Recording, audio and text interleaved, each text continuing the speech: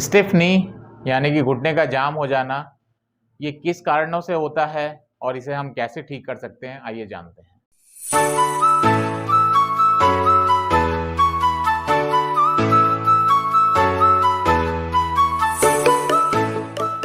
I am doctor Arun Singh, I am knee and shoulder expert.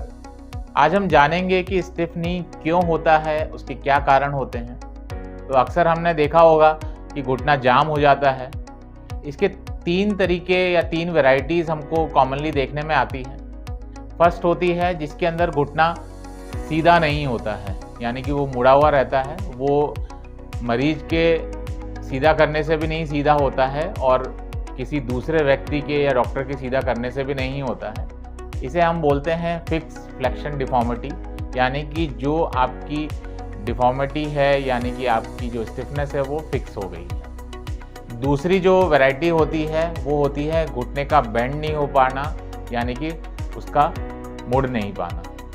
वो घुटना पूरा सीधा होता है पर जब मुड़ता है उसमें परेशानी होती है या फिर वो पूरा नहीं मुड़ पाता। तीसरी जो वैरायटी है वो होती है जिसमें ये दोनों तरह के फर्स्ट और सेकंड वाले प्रेजेंटेशन होते हैं, यानी कि आपका घुटना सीधा भी पूरा नहीं हो पाता है और आपका घुटना मुड़ता भी पूरा नहीं है।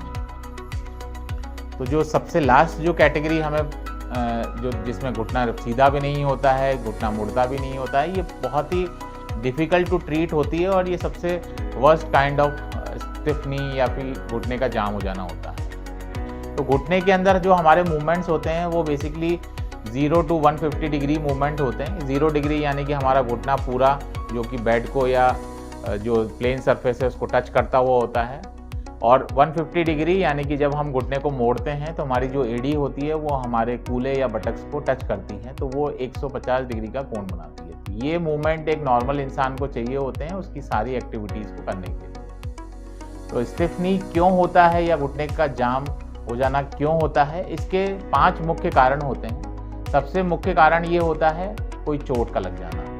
नी इंजरी छोटी भी हो सकती है, बड़ी भी होती है। ज़्यादातर चोट लगने के बाद घुटने के अंदर सूजन आ जाती है, उसके अंदर खून या पानी जमा हो जाता है जो घुटने को मोड़ने या सीधा होने में परेशानी देता है। तो जो पेशेंट होता है वो दर्द की वजह से या फिर कई बार उस चोट की वजह से, प्लास्टर लगने की वजह से या कुछ ब्रेसिस लगने की वजह से उस घुटने के मूवमेंट रुक जाते हैं। दूसरा इम्पॉर्टेंट कारण होता है सर्जरी, यानी कि अगर घुटने में चोट की वजह से कोई सर्जरी की गई है, चाहे वो दूरबीन की सर्जरी होती है, चाहे वो ओपन सर्जरी होती है, वो फ्रैक्चर के लिए, लिगामेंट के लिए की गई है, उसके अंदर अगर ज़्यादा रेस्ट हो जाने की वजह से, ज़्यादा इमोबिलाइजेशन यानी कि पेशेंट को सुपरवाइज फिजियोथेरेपी या इनकी टाइमली एक्सरसाइज या फिजियोथेरेपी नहीं कराने की वजह से घुटना जाम हो जाता है।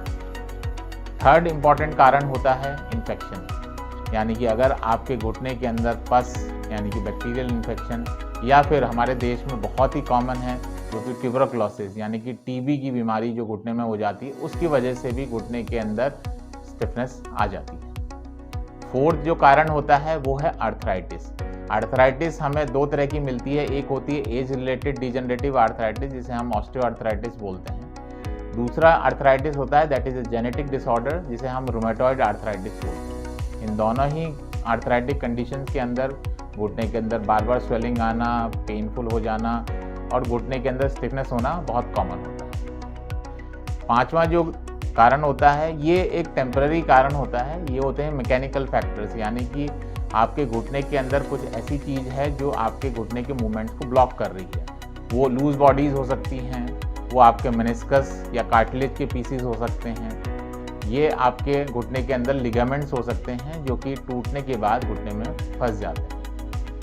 तो क्या करें अगर आपको स्टिफ नी या जोड़ों के अंदर या घुटने के अंदर इतनी जकड़न है या वो नहीं मूवमेंट करता है। इसके बहुत ही सिंपल से सलूशन है और सबसे ज़रूरी चीज़ ये है इसकी टाइमिंग।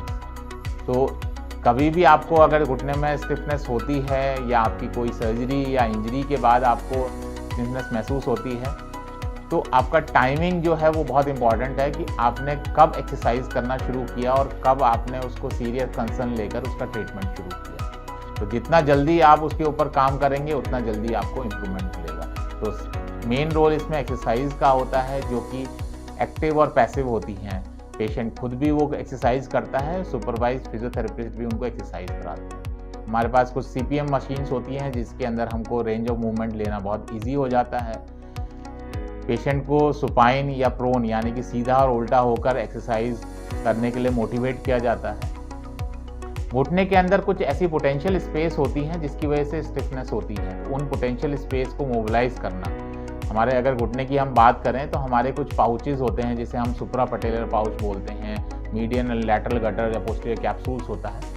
इसके अंदर ब्लीडिंग और पानी भरने की वजह से ही ये स्टिफनेस होती है। तो जैसे ही पानी या ब्लड सूखता है वहाँ पे कुछ एडेशंस यानी कि फाइब्रस टिश्यू बन जाता है, तो वो फाइब्रस टिश्यू आपके मूवमेंट्स नहीं होने देता है। तो अगर हम टाइमली उन फाइब्रस टिश्यूज़ को या उन एडेशंस को ब्रेक कर देते हैं तो हमारे नी के मूवमेंट्स परमानेंटली ब्लॉक नहीं होते हैं। Then comes the pain management. किसी भी स्टिफ नी के अंदर पेन बहुत ही बड़ा कंसर्न होता है। दर्द की वजह से मरीज एक्सरसाइज नहीं कर पाता।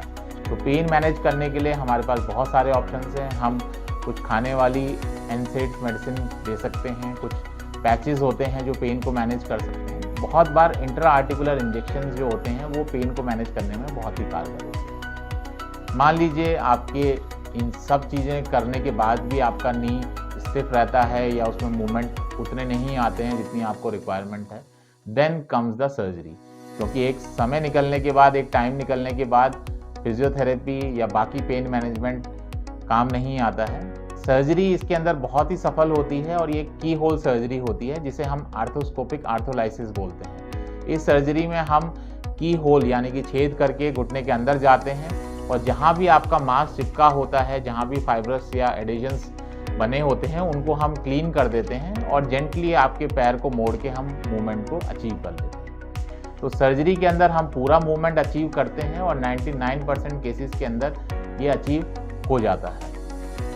एक बार ये सर्जरी होने के बाद पेशेंट को बहुत ही जुडिशियली फिजियोथेरेपी और एक्सरसाइज करनी होती है जिससे जो सर्जरी में अचीव किया होता है, जो मूवमेंट हमने सर्जरी में लिया होता है, उसको वो मेंटेन कर पाए। तो अगर वो फिजियोथेरेपी अच्छे से करते हैं, पेन को अच्छे से मैनेज किया जाता है, तो वो एडेशंस या फाइब्रस टिश्यू वापस नहीं बनते हैं और वो एक हेल्दी और पेन फ्री लाइफ जी सकते हैं। अगर आप स्टिफ नी की कोई भी एक्सरसाइज देखना चाहते हैं, जानना चाहते हैं, सीखना चाहते हैं, तो आप हमारे चैनल को देखते रहिए। हम बताएंगे कि ऑपरेशन से पहले कैसे बिना ऑपरेशन के इसको ठीक कर सकते हैं, या अगर ऑपरेशन हुआ है तो कौन सी एक्सरसाइज करके स्टिफनेस को हम दूर कर सकते हैं। तो keep watching our YouTube channel. Thank you so much.